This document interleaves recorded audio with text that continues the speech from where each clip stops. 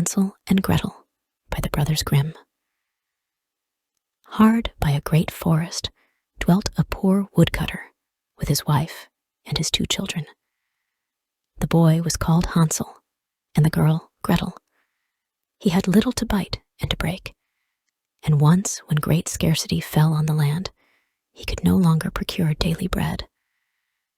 Now when he thought over this by night in his bed, and tossed about in his anxiety, he groaned and said to his wife, "What is to become of us? How are we to feed our poor children when we no longer have anything even for ourselves?" "I'll tell you what, husband," answered the woman. "Early tomorrow morning, we will take the children out into the forest to where it is the thickest. There, we will light a fire for them and give each of them 1 piece of bread more. And then we will go to our work and leave them alone. They will not find the way home again, and we shall be rid of them." "No, wife," said the man, "I will not do that. How can I bear to leave my children alone in the forest? The wild animals would soon come and tear them to pieces." "Oh, thou fool," said she, "then we must all 4 die of hunger. Thou mayest as well plane the planks for our coffins." And she left him no peace until he consented. "But I feel very sorry for the poor children, all the same," said the man. The 2 children had also not been able to sleep for hunger, and had heard what their stepmother had said to their father. Gretel wept bitter tears and said to Hansel, "Now all is over with us." "Be quiet, Gretel," said Hansel. "Do not distress thyself. I will soon find a way to help us." And when the old folks had fallen asleep, he got up, put on his little coat, opened the door below, and crept outside. The moon shone brightly, and the white pebbles which lay in front of the house glittered like real silver pennies. Hansel stooped and put as many of them in the little pocket of his coat as he could possibly get in. Then he went back and said to Gretel, "Be comforted, dear little sister, and sleep in peace. God will not forsake us." And he lay down again in his bed. When day dawned, but before the sun had risen, the woman came and awoke the 2 children, saying, "Get up, you sluggards. We are going into the forest to fetch wood." She gave each a little piece of bread and said, "There is something for your dinner, but do not eat it up before then, for you will get nothing else." Gretel took the bread under her apron, as Hansel had the stones in his pocket. Then they all set out together on the way to the forest. When they had walked a short time, Hansel stood still and peeped back at the house, and did so again and again. His father said, "Hansel, what art thou looking at there and staying behind for? Mind what thou art about, and do not forget how to use thy legs." "Ah, father," said Hansel, "I am looking at my little white cat, which is sitting up on the roof and wants to say goodbye to me." The wife said, "Fool, that is not thy little cat. That is the morning sun which is shining on the chimneys." Hansel, however, had not been looking back at the cat, but had been constantly throwing one of the white pebble stones out of his pocket on the road. When they had reached the middle of the forest, the father said, "Now, children, pile up some wood, and I will light a fire that you may not be cold." Hansel and Gretel gathered brushwood together as high as a little hill. The brushwood was lighted, and when the flames were burning very high, the woman said, "Now, children, lay yourselves down by the fire and rest. We will go into the forest and cut some wood. When we have done, we will come back and fetch you away." Hansel and Gretel sat by the fire, and when noon came, each ate a little piece of bread. and as they heard the strokes of the wood axe, they believed that their father was near. It was not, however, the axe. It was a branch which he had fastened to a withered tree, which the wind was blowing backwards and forwards. And as they had been sitting such a long time, their eyes shut with fatigue, and they fell fast asleep. When at last they awoke, it was already dark night. Gretel began to cry and said, "How are we to get out of the forest now?" But Hansel comforted her and said, "Just wait a little, until the moon has risen, and then we will soon find the way." And when the full moon had risen, Hansel took his little sister by the hand and followed the pebbles, which shone like newly coined silver pieces, and showed them the way. They walked the whole night long, and by break of day came once more to their father's house. They knocked at the door, and when the woman opened it and saw that it was Hansel and Gretel, she said, "You naughty children, why have you slept so long in the forest? We thought you were never coming back at all." The father, however, rejoiced, for it had cut him to the heart to leave them behind alone. Not long afterwards, there was once more great scarcity in all parts, and the children heard their mother saying at night to their father, "Everything is eaten again. We have 1/2 loaf left, and after that, there is an end. The children must go. We will take them farther into the wood, so that they will not find their way out again. There is no other means of saving ourselves." The man's heart was heavy, and he thought, "It would be better for thee to share the last mouthful with thy children."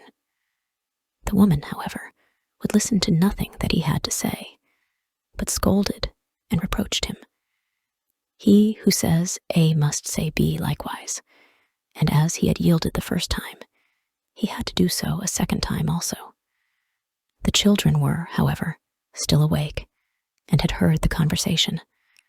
When the old folks were asleep, Hansel again got up, and wanted to go out and pick up pebbles, as he had done before.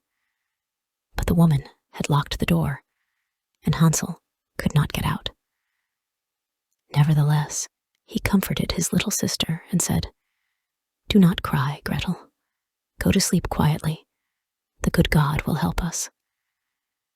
Early in the morning came the woman, and took the children out of their beds. Their bit of bread was given to them, but it was still smaller than the time before.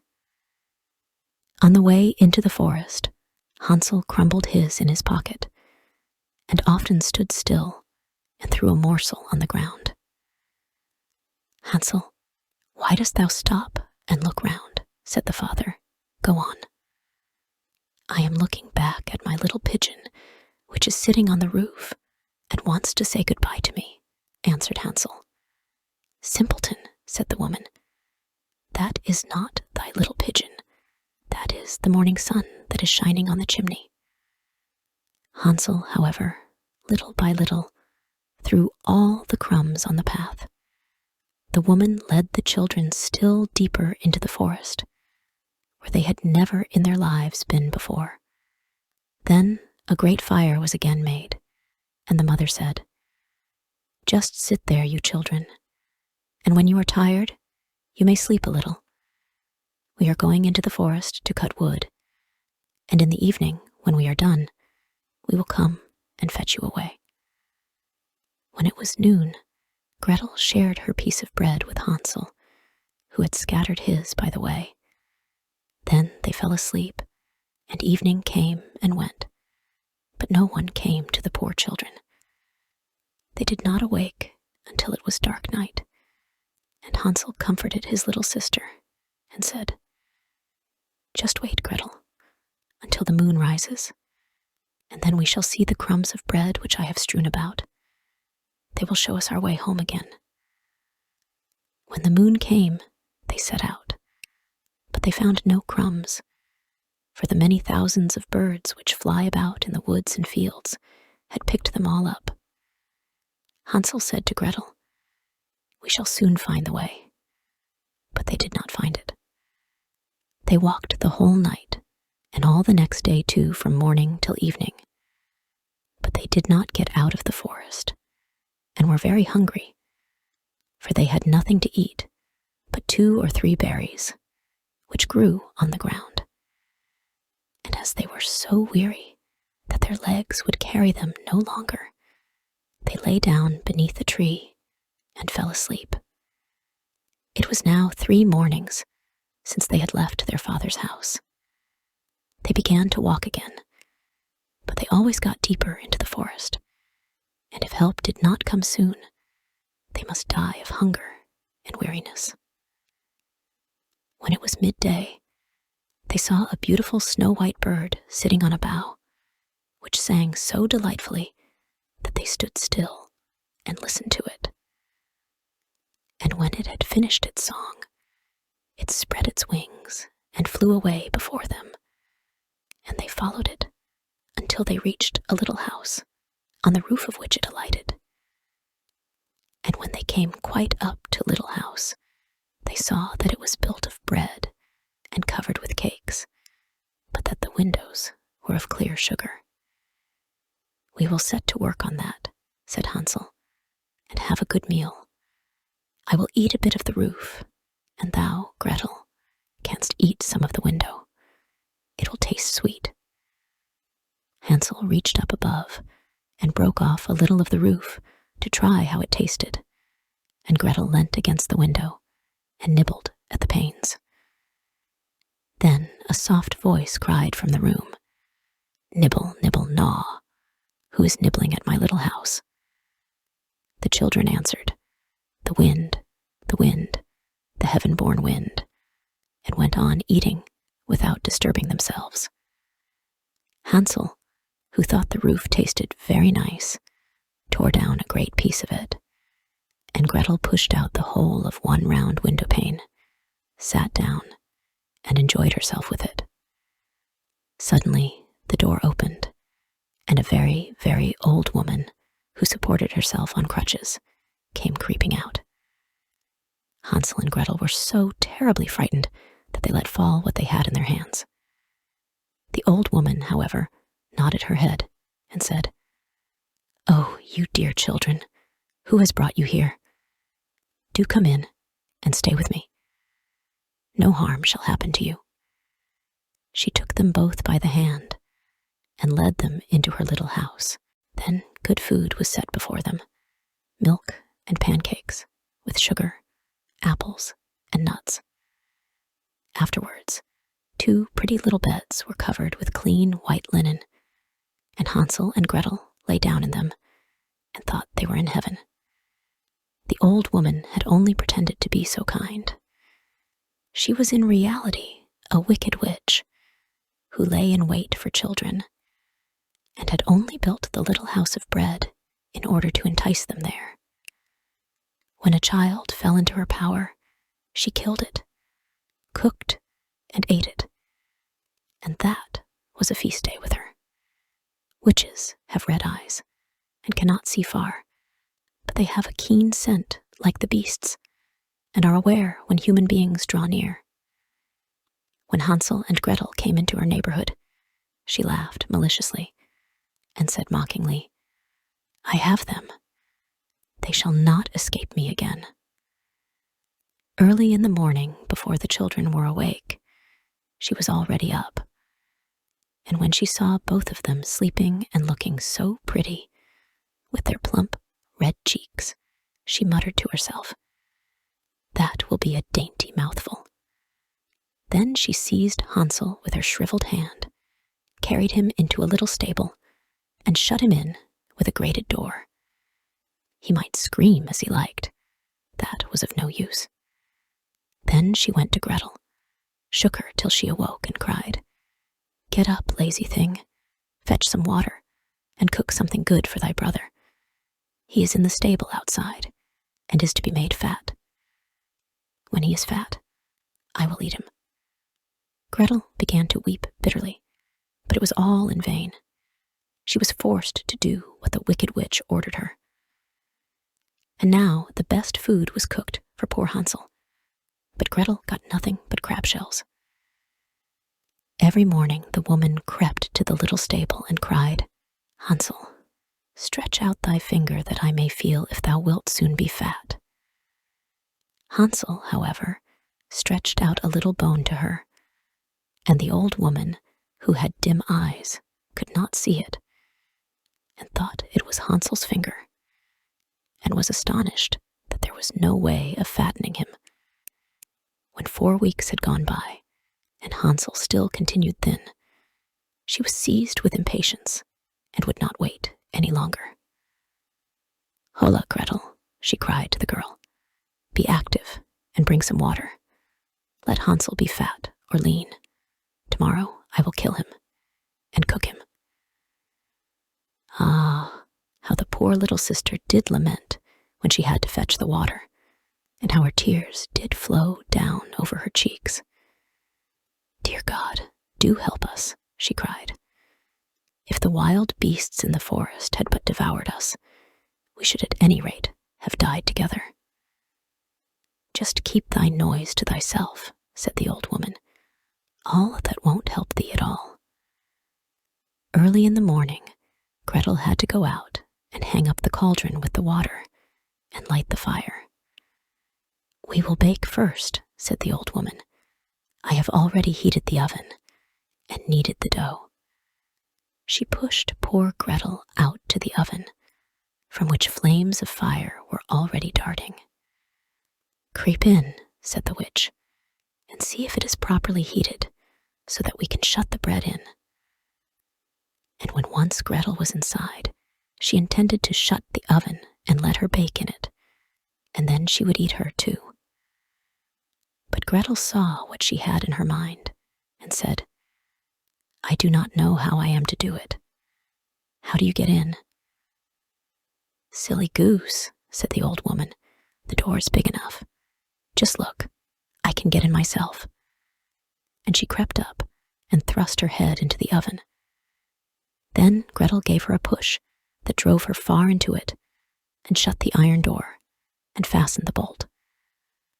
Oh, then she began to howl quite horribly, but Gretel ran away, and the godless witch was miserably burnt to death. Gretel, however, ran like lightning to Hansel, opened his little stable and cried, "Hansel, we are saved. The old witch is dead."